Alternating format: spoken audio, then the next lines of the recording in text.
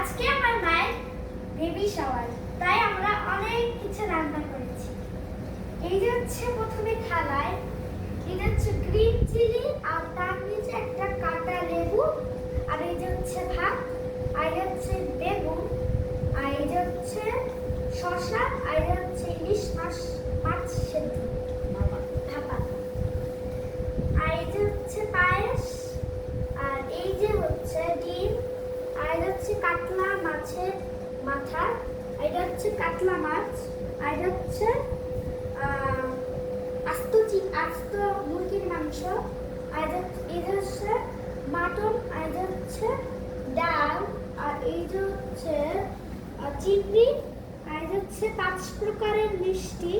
আর এটা হচ্ছে পায়েস, আর এটা হচ্ছে পিঠা, আর এই যে হচ্ছে কেক।